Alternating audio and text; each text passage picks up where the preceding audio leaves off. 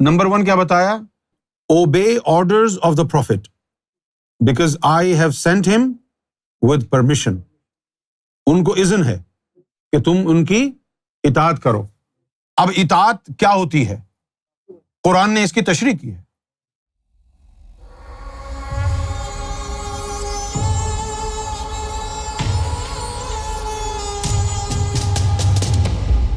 اس میں لکھا ہے ہم نے رسول بھیجا ہے اور اذن دے کے بھیجا ہے کہ تم اس کی اطاعت کرو. اس کو اذن ہے کہ اس کی اطاعت کی جائے. اور پھر اس کے بعد لکھا ہے کہ وَلَوْ أَنَّهُمْ إِذْ ظَلَمُوا أَنفُسَهُمْ، اور جب تم اپنے نفوس پر ظلم کر بیٹھو. اب ظلم کر بیٹھنا کیا ہے؟ ظلم کر بیٹھنے والے معنی سے کوئی سمجھ میں نہیں آئے گی بات. ظلموا کا مطلب ہے ظلمت کو بڑھا لو، یعنی ظلمت جب تمہارے نفس کے اندر بڑھ جائے. اب ظلمت نفس میں کیسے بڑھے گی؟ گناہ کرنے سے. مختلف گناہ ہیں، ہر قسم کے گناہ سے ظلمت بڑھتی ہے، خاص طور پر جو باطنی گناہ ہیں. کچھ گناہ بہت زیادہ بڑے ہیں. لیکن ہماری مسلمان قوم کو ایک بات آج تک سمجھ میں نہیں آئی. وہ کیا؟ آج کے دور میں ہر زاہد اور پارسا زنا کا نام سن کر کے کانپ جائے گا، لیکن غیبت اور بہتان صبح شام کرے گا اور سمجھے گا یہ تو گناہ ہی نہیں ہے. جبکہ حدیث شریف میں لکھا ہے الغیبہ اشد من الزنا، کہ جو غیبت کرنا ہے وہ زنا کرنے سے زیادہ شدید گناہ ہے. زنا سے تو توبہ توبہ کرتے ہیں، یعنی اس کو تو سمجھتے ہیں بہت بڑا گناہ ہے، لیکن اللہ کے رسول نے کہا ہے کہ اس سے بھی بڑا گناہ یہ غیبت کرنا ہے. اور قرآن مجید نے کہا کہ یہ جو غیبت تم کرتے ہو یہ ایسا ہی ہے جیسے تم اپنے مردہ بھائی کا گوشت کھا رہے ہو. اچھا، قرآن نے یہ بھی کہا کہ کسی کی جاسوسی بھی مت کرو، ولا تجسسوا، کسی کی جاسوسی مت کرو. اور پھر کہا ولا یغتب بعضکم بعض، نہ ہی ایک دوسرے کی غیبت کرو. اچھا، اب غیبت کرنے میں ہم مہارت رکھتے ہیں. جتنا بڑا نمازی ہو، پرہیزگار ہو، وہ بیٹھ کے ایک دوسرے کی برائے فلاں ایسا ہے، ارے وہ ایسا ہے، ارے وہ ایسا ہے. تو یہاں اللہ تعالیٰ نے قرآن مجید میں مومنوں کی، صحابہ کرام اور باقی دیگر مومن ہر دور کے جو آئیں گے تو ان کو یہ کہا، 2 چیزیں بتائیں. نمبر 1 کیا بتایا؟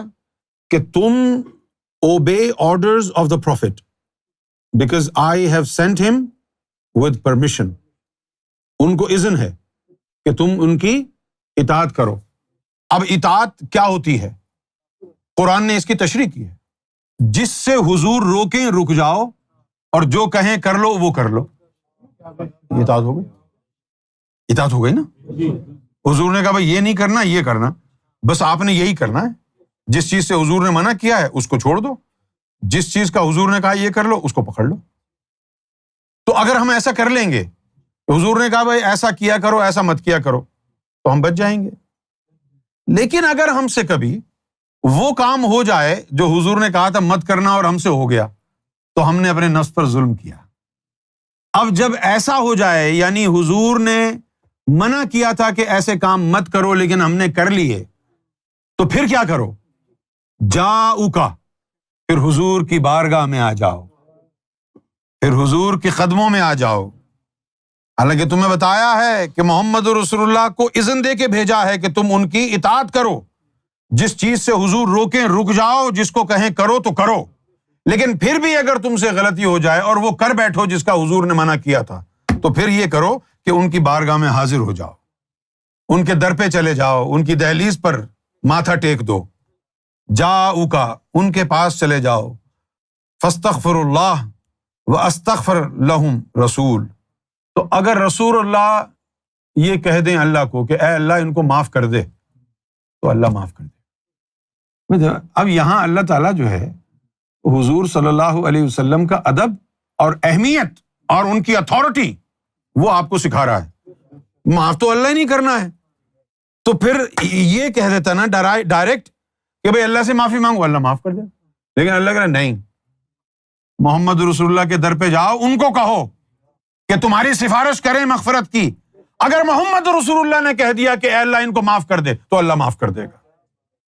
تو جو گناہ ہم کرتے ہیں، گناہ وہ ہوتے ہیں کہ جو اللہ رسول نے منع کیا ہے جس کام سے، اس کو ہم کریں۔ اور صرف یہ نماز، روزہ، حج، زکوٰۃ کے معاملات نہیں ہیں شریعت میں حضور کے یہ بھی فرمان ہے کہ جو تجھ سے رشتہ توڑے تو اس سے رشتہ جوڑ۔ اگر تو اس کے برعکس کرتا ہے، لوگ تجھ سے رشتہ جوڑنا چاہیں تو توڑتا ہے، تو یہ اللہ کے رسول کی نافرمانی ہے۔ یہ کیا ہے؟ آپ سمجھتے ہیں کہ حضور نے داڑھی رکھی تو آپ بھی داڑھی رکھیں گے، اور داڑھی نہیں رکھی تو نافرمانی ہو گئی۔ حضور نے کہا تھا رشتہ جو تجھ سے توڑے تو اس سے رشتہ جوڑ، اللہ کی خاطر محبت کر، اللہ کی خاطر بغض رکھ۔ یہ تعلیمات کدھر گئیں؟ یہ اطاعت رسول کہاں گئی؟ تیری اطاعت رسول صرف پائچا اوپر کرنے میں ہے، وضو کرنے میں ہے، ختنہ کرانے میں ہے، نکاح والی سنت میں ہے، داڑھی رکھنے والی سنت، امامہ شریف کی سنت میں ہے، باقی چیزوں میں نہیں ہے۔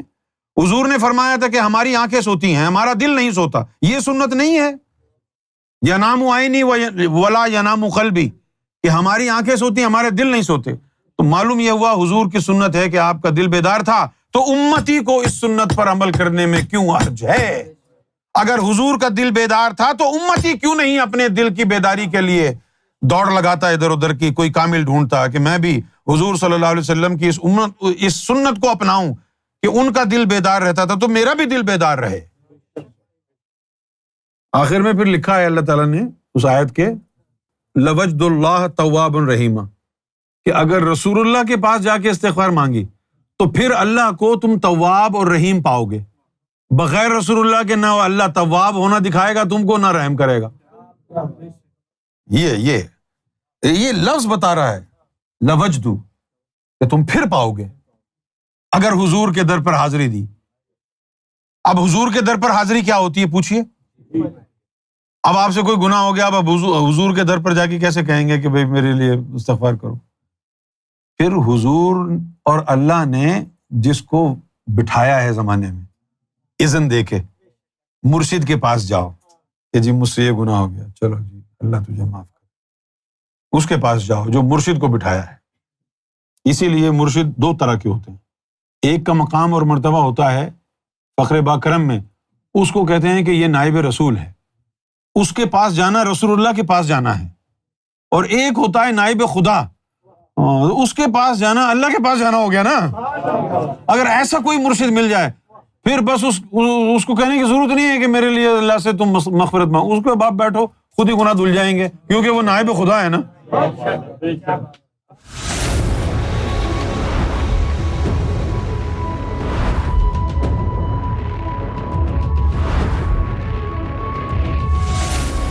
Amra TV, the place to connect with God.